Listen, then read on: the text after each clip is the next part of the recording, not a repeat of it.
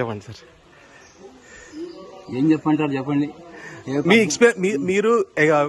మీరు 14 సంవత్సరాల నుంచి ఎక్కుతున్నారు. నాది ఈసారి 76సారి. మీ ఎక్స్పీరియన్స్? ఇవాళకి 2600 కరెక్ట్ గా. 2600. ఓ మై గాడ్, మీ ఏజ్ ఎంత సార్? 70. ఈసారి తిరుమల కొండ 2600 2600 టైమ్స్ ఈ రోజు ఎక్కి దిగుతున్నాడు. ఈ రోజు 21 September 2024, time approximately 4 PM Indian standard time. Sir regular గా 2600 టైమ్స్ ఈ రోజు ఎక్కాడు. మీ ఏజ్ ఎంత సార్? 70. మీ పేరు సార్? రమణమూర్తి గారు, తిరుపతిలో ఉంటారు. సార్ మీ ఎక్స్పీరియన్స్ కావాలి నాకు. మీ ఎక్స్పీరియన్స్. ఇప్పుడు మేము 800 మెట్టు దగ్గర ఉన్నాము, 850th మెట్టు దగ్గర ఉన్నాము.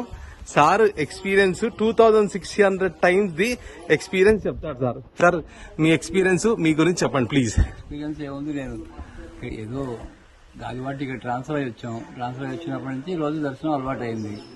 అది ఇప్పటివరకు సుమారుగా 3350 దర్శనాలు అయ్యాయి. 3350 దర్శనాలు. అప్ప ఓం వెంకటేశనమా. ఇవాళ కూడా 2 దర్శనాలు చేసుకున్నాం. 2 దర్శనాలు. అరే వా.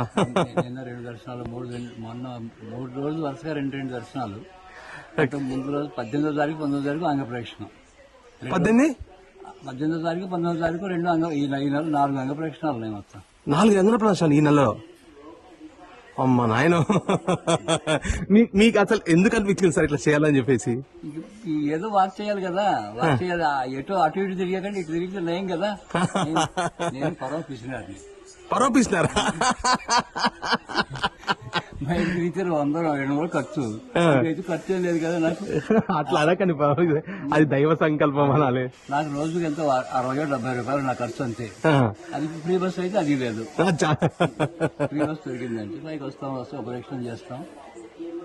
మళ్ళీ. మీకు ఎంతమంది పిల్లలు సార్? నాకు 2 అమ్మాయి. మ్యారీడా? ఎప్పుడు మా మనవాళ్ళు కూడా హై స్కూల్ లెవెల్. ఎక్కడ? 2 అమెరికాలో. అందరూ అమెరికాలో. మిస్సెస్ ఇంట్లో ఉంటుంది. ఇంట్లో.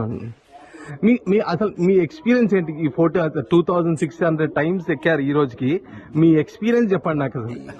ఎక్స్పీరియన్స్ అంటే ఏ దీంట్లో, అంటే ఏ యాంగిల్లో? అంటే ఎక్స్పీరియన్స్ అంటే ఇప్పుడు ఉన్న యంగ్ జనరేషన్ లో అసలు మీరు ఏం చెప్పాలనుకుంటున్నారు దైవం గురించి, భక్తి గురించి? స్వామి ఆడిస్తాడు, మనం ఆడుతున్నామండి.